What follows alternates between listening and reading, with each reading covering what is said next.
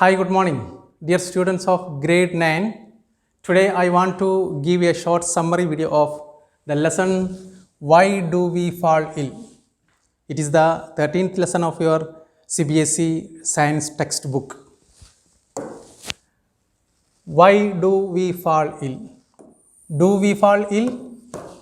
Yes, you remember a lot of incidents, so many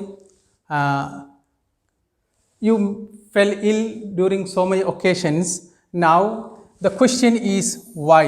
Why do we fall ill? To answer this question, we need to go through certain important points.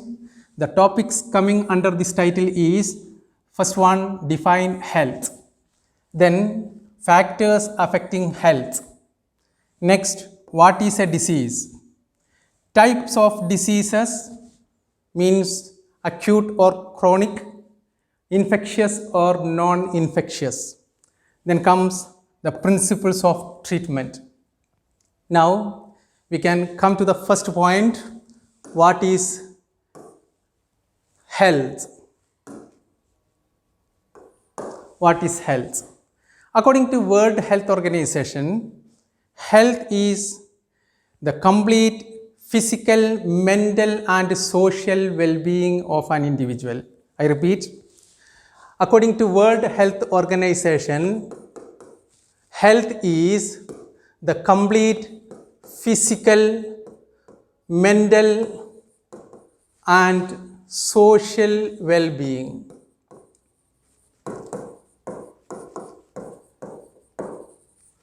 of an individual. It means it is not merely the absence of any disease. There are three aspects.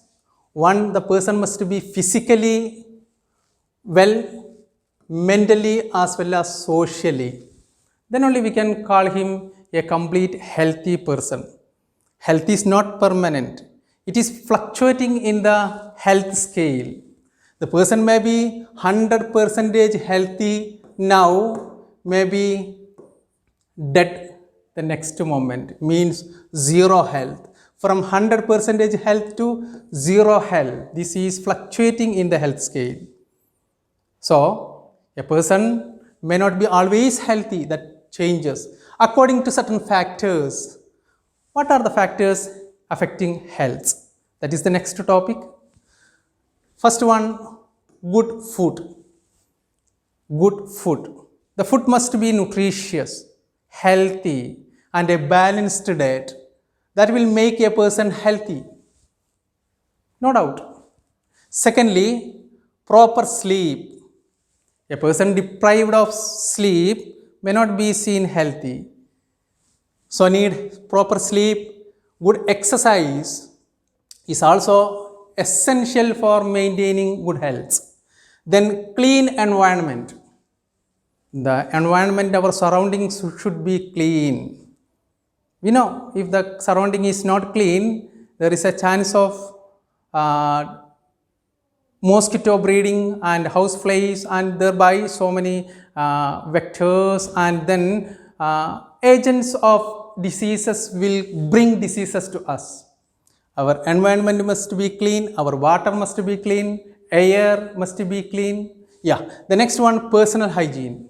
Everyone should keep personal hygiene. That's very important for maintaining good health. Loving and caring environment. Why?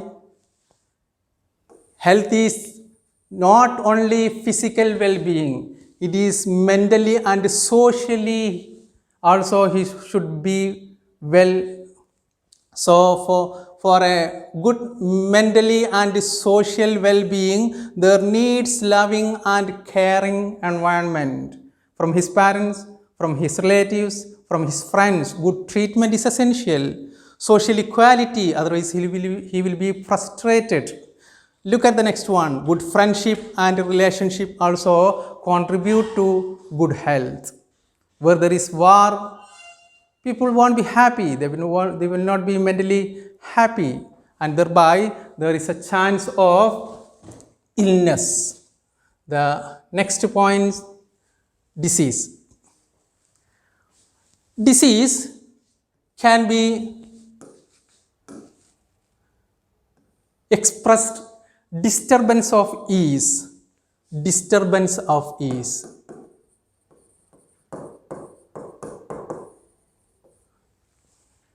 You know, when you are falling sick, when you are suffering any disease, you won't feel comfortable.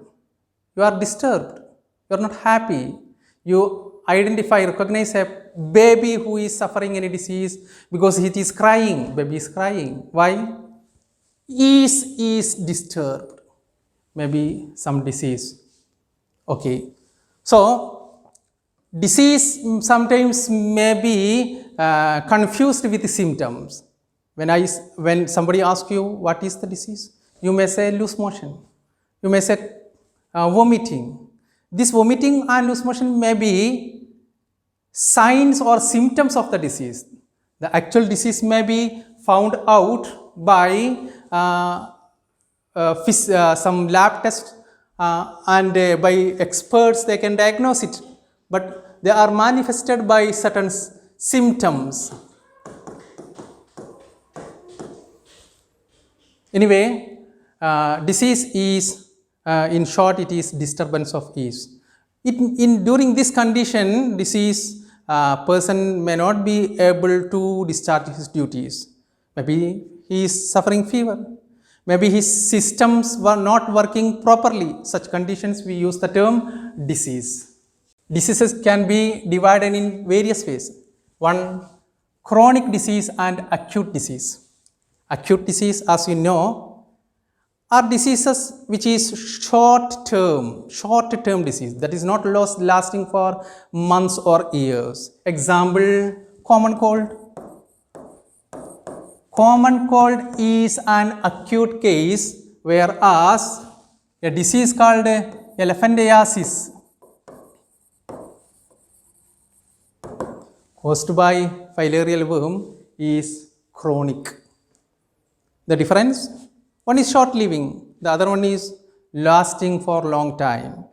So, second point, acute diseases will not have much damage to the health, whereas chronic disease will cause damage to our health.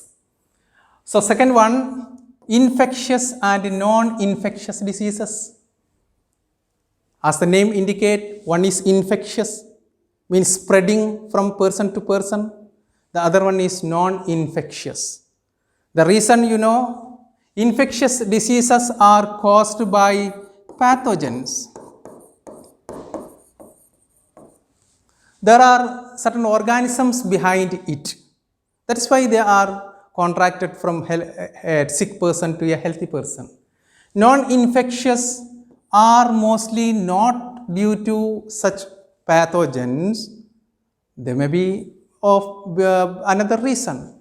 So they are not spread from one person to another. So the difference between infectious and non-infectious, infectious diseases are, those diseases which contract from one person to another, also called communicable diseases. Non-infectious diseases are those diseases which are not spreading from person to another healthy person. Infectious diseases are caused by pathogens. Non-infectious diseases are not by pathogens. Then there are pathogens and infectious agents. Can you tell me which are the major pathogens, disease causing agents?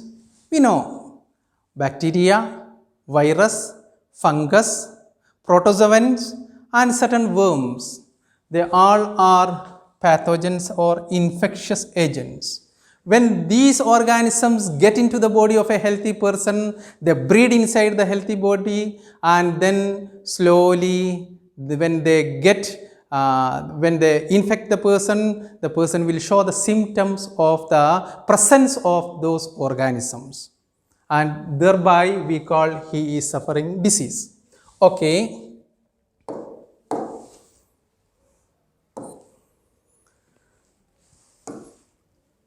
For every disease, we have now treatment.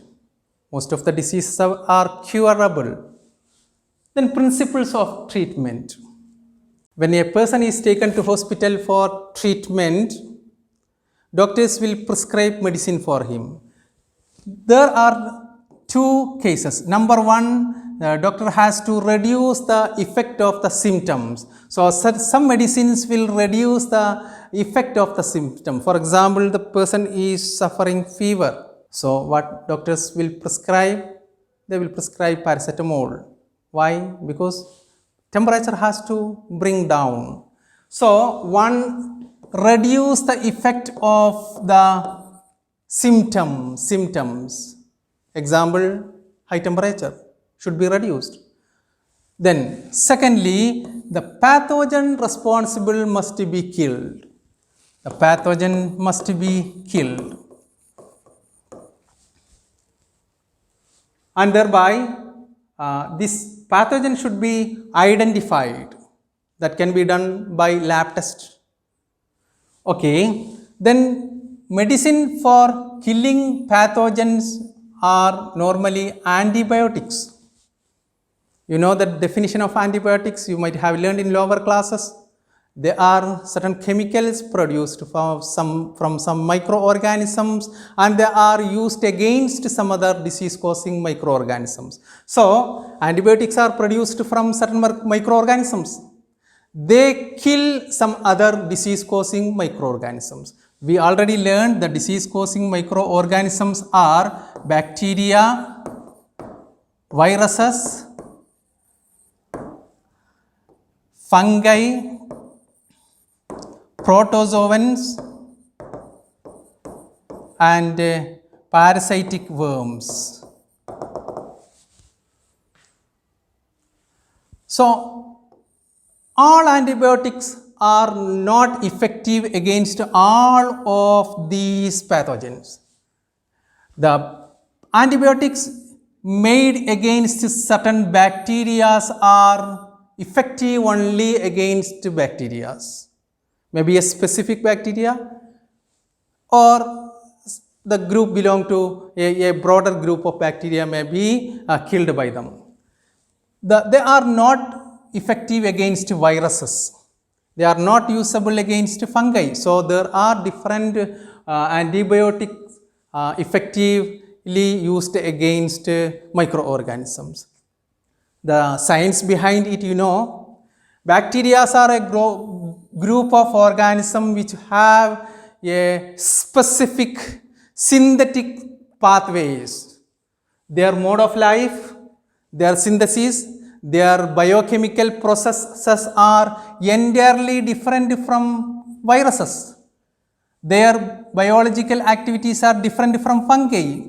So actually these antibiotics block the biochemical processes. So the bacterial antibiotics used against bacteria are those medicines which block the biochemical activities of bacteria. It is not usable against viruses because viruses have no similar type of biochemical process. So there are nothing to do there. In this way, we have so many antibiotics. Examples I don't mention, we learned in the lower classes. Then next title is means of spreading. How do these diseases spread? There are agents which spreading this disease. Also, there are spread through the air, water, and close contact.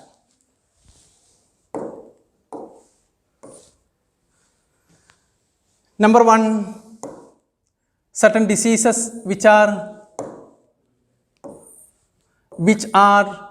spread through air, common cold, pneumonia, tuberculosis, they are spread from sick person to healthy person through air, through the coughing and sneezing. Also, COVID-19 is transmitted through air.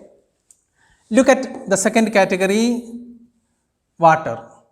Cholera, hepatitis are some of the diseases which transmit through water. Third, sexual contact. Such diseases which are transmitted through sexual contact are called STDs. is short form of sexually transmitted diseases. So sexual contact, STD, sexually transmitted diseases. There are some examples: gonorrhea, syphilis, AIDS. They are examples for sexual contact. And thus we learned the lesson, why do we fall ill. The major points were discussed here. I hope you all got the idea well. Thank you.